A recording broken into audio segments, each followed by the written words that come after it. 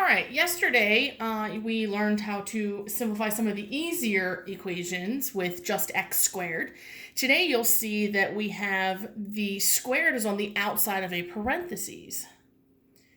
So to do that, the first thing you have to do is isolate the parentheses. So if there's a number out here, you got to get rid of it. If there's a number added, you got to get rid of that. This one is already isolated for us.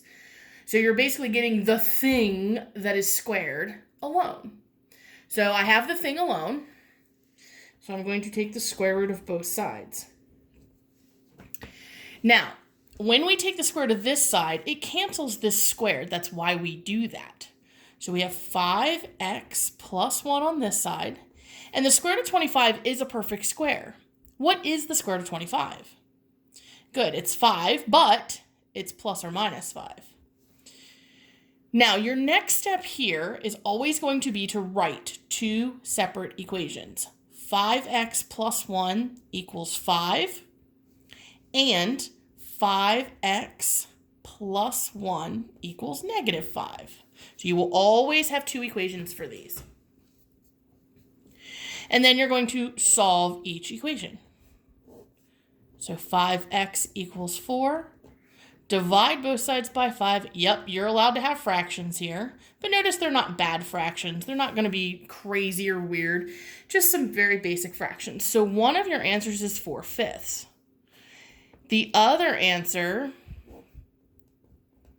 subtracting 1 from both sides, we get negative 6. Divide both sides by 5. And x equals negative 6 over 5. Perfect.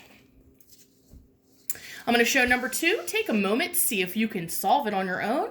It's very similar to number 1. There's very little difference there. Take a moment to solve that and come back when you're ready. All right, how'd you do? Did you get 2 and negative 1? If you got that, you did it right.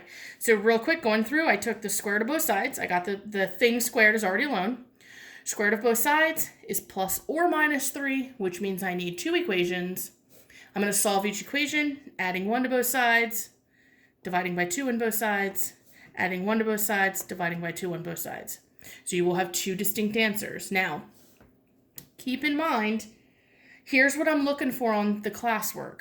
I'm going to ask you to show me these two equations that you did. After you did this step, whatever you need to do to get here, what are the two equations, and then what is your final answer? All the middle stuff you can do on your own sheet of paper. I just need to see the two equations that you solved and your final answers.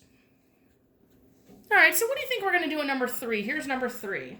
Do I have the thing that is squared alone? I do not. So how do I get rid of the 9? I'm going to add 9 to both sides.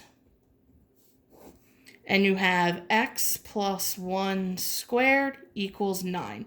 Now you see it looks exactly like the last problem. So go ahead and pause the video, see if you can finish it, come back when you're done. All right, how'd you do? If you got 2, negative 4, you did it right. So we're going to, after we add the 9, which we did, we're going to take the square root of both sides. You get plus or minus 3. You now need to write two separate equations. It's all going to be about these two separate equation things today. You're going to subtract 1 from both sides, subtract 1 from both sides, and there's your two answers. So that's not too bad. The biggest thing is that very first step is a little different. All right, what do you think I'm going to do here? So I've got this plus 9. I've also got a 4 out front. So the first thing you're going to do is you are going to subtract that 9. And you get 4, and then x minus 2 squared equals 16. How do I get rid of a 4? I cannot distribute it. Do not distribute the 4. That is not allowed. But how do I get rid of it when it was 4 times something? What's the opposite? Division. So I'm going to divide both sides by 4. That will get rid of that 4. And then I have x minus 2 squared equals 4, and then go from there. Go ahead and pause the video, see if you can finish it. And here's your final answer here. You get 4, 0. 0 is allowed. 0 is a number.